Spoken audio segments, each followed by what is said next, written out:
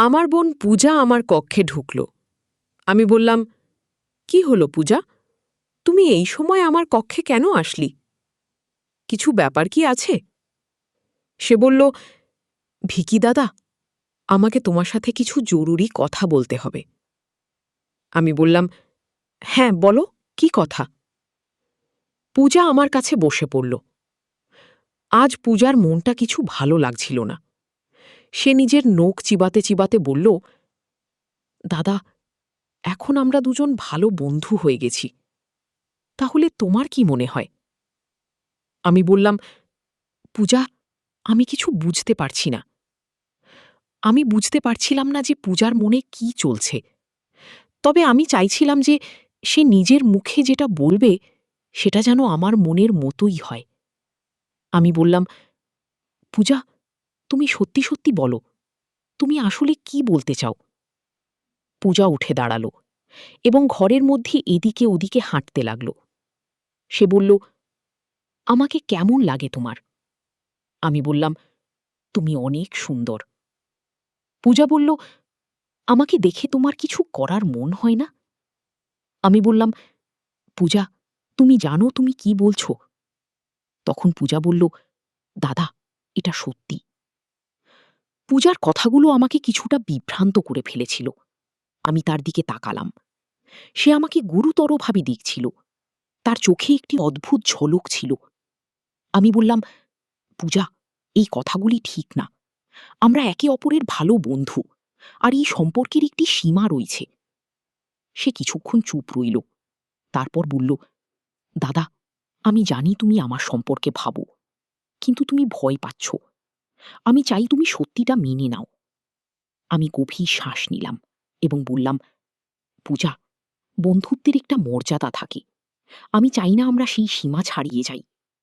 সে আমার কাছে এসে বলল, কিন্তু তুমি কখনো কি ভেবেছ না আমরা একে অপরের জন্য কিছু বিশেষ হতে পারি?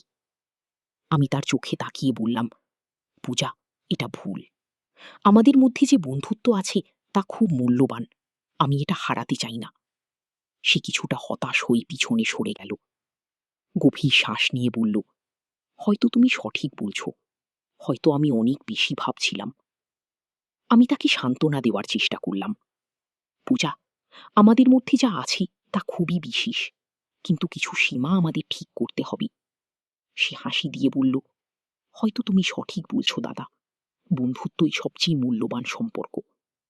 তারপর সে কক্ষ থেকে চলে গেল এবং আমি ভাবতে থাকলাম, যা ঘটেছে তা ঠিক ছিল। পূজা চলে যাওয়ার পর আমি কিছু সময় চুপচাপ বসে রইলাম। তার কথা মাথায় ঘুরছিল। কি সে সত্যিই কিছু আর চাচ্ছিল, নাকি এটা শুধুই একটা ভুল ধারণা ছিল? আমি নিজেকে শান্ত করলাম এবং ভাবলাম, যা হয়েছে তা ছেড়ে দিতে হবে। হয়তো পূজা অনুভূতির দিক দিয়ে এগিয়ে গিয়েছিল, কিন্তু আমরা সঠিক সিদ্ধান্তই নিয়েছিলাম। পরের দিন যখন আমি পূজার সাথে দেখা করলাম, পরিস্থিতি কিছুটা অদ্ভুত ছিল। সে আগের মতো হাস্যরস করছিল না। তবে আমি বুঝতে পারলাম যে সে স্বাভাবিক হবার চেষ্টা করছে। আমি হাসি দিয়ে বললাম, কেমন আছো পূজা? সে হালকা হাসি দিয়ে বলল, ঠিক আছি দাদা, তুমি কেমন আছো? আমরা আবার স্বাভাবিক কথা বলতে শুরু করলাম, যেন কিছুই হয়নি।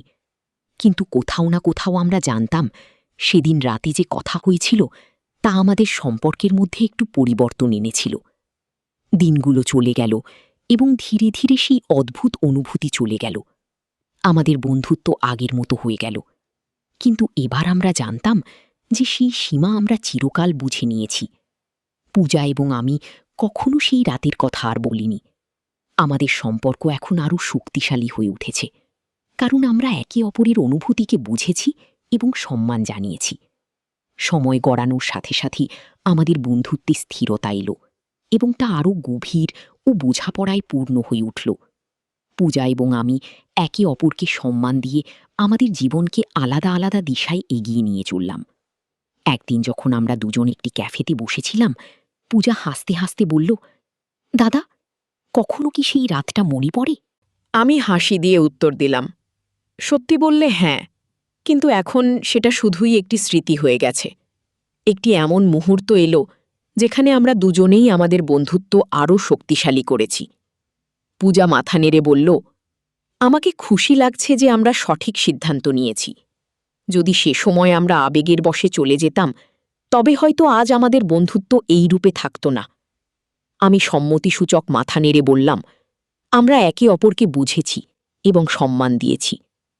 সময় সময় যতই এগিয়ে গেল, আমাদের জীবনে নতুন নতুন ঘটনা আসতে থাকল। পূজার একটি নতুন চাকরি শুরু হলো এবং আমার জীবনও নতুন পরিবর্তনগুলো কাটাতে শুরু করল। একদিন পূজা আমাকে জানালো যে তার বিয়ে হয়ে গেছে। তার চোখে খুশি এবং একটু ভয়ও ছিল। দাদা, আমি নতুন জীবনে শুরু করতে যাচ্ছি। আমি হাসতে হাসতে বললাম, এটা তো খুব ভালো খবর পূজা। আমি তোমার জন্য অনেক খুশি। সে আমার কাছে এসে বসে বলল, তুমি সবসময় আমার সবচেয়ে ভালো বন্ধু থাকবে দাদা। তুমি আমাকে সবসময় সঠিক পথ দেখিয়েছ, আর আজও তোমার কাছ থেকে পরামর্শ নেওয়া আমার কাছে বিশেষ। বিয়ের দিন আমি সেখানে ছিলাম। পূজাকে অত্যন্ত সুন্দর লাগছিল। সে দূর থেকে আমাকে দেখে হাসল। আমাদের চোখে সেই পুরনো বন্ধুত্বের চমকমক ছিল, যেখানে ছিল বিশ্বাস, বোঝাপড়া এবং সম্মান। সময় হয়তো আমাদেরকে আলাদা আলাদা পথে নিয়ে গিয়েছিল, তবে আমাদের বন্ধুত্ব সবসময় টিকেছিল। এটি ছিল এমন একটি বন্ধন যা সময় বা পরিস্থিতি পরিবর্তন করতে পারেনি। আমাদের গল্প একটি উদাহরণ হয়ে উঠেছিল, যেখানে ছিল না কোনো আফসোস, না কোনো তিক্ততা, শুধু একে অপরের অনুভূতিগুলোর সম্মান। পূজা বিয়ের পর জীবন আবার তার স্বাভাবিক গতিতে চলতে শুরু করল। আমি আমার ক্যারিয়ার এবং নতুন দায়িত্বে ব্যস্ত হয়ে গেলাম। আমরা দুজনেই নিজেদের নিজস্ব পৃথিবীতে পুরোপুরি ব্যস্ত হয়ে পড়েছিলাম। তবে মাঝে মাঝে আমাদের কথা হতো। একবার অনেক দিন পর পূজা আমাকে ফোন করল। তার কণ্ঠে সেই পুরনো বন্ধুত্বের উষ্ণতা ছিল। সে বলল, অনেকদিন হলো তোমার সাথে দেখা হয়নি। তুমি কি এই সপ্তাহে ফ্রি হবে? আমাদের এক কাপ কফি খেতে হবে। আমি কোনো দ্বিধা না করে সম্মত হলাম। কারণ এত পুরনো বন্ধুত্বকে আবার নতুন করে অনুভব করার সুযোগ পাওয়া ছিল বিশেষ।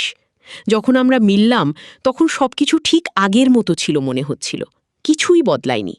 পূজার চোখে সেই পুরনো ঝলক ছিল এবং তার হাসিতে সেই আগের মতো ম্যাজিক ছিল। সে বলল, তুমি জানো দাদা, যখনই আমি তোমার সাথে দেখা করি, মনে হয় যেন পুরনো দিনগুলোর মধ্যে ফিরে গেছি। তোমার সাথে কাটানোর সময় আমার জীবনের সবচেয়ে সুন্দর সময়। আমি হেসে বললাম, আর এখন তোমার জীবন কেমন চলছে? বিয়ের পর কেমন আছো? সে হাসল এবং বলল, সবকিছু ভালো আছে, কিন্তু কখনো কখনো পুরনো দিনের খুব মনে পড়ে। সেই সময়টার চিন্তা আলাদা ছিল, দায়িত্ব কম ছিল, আর আমাদের বন্ধুত্ব ছিল সবচেয়ে গুরুত্বপূর্ণ। আমি তার কথায় সম্মতি জানালাম। সত্যি, সেই দিনগুলো বিশেষ ছিল।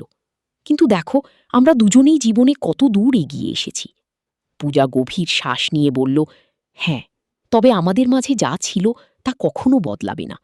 আমাদের জীবন যতই পরিবর্তিত হোক, আমি জানি আমাদের বন্ধুত্ব সবসময় আগের মতো থাকবে। সে সঠিক বলছিল।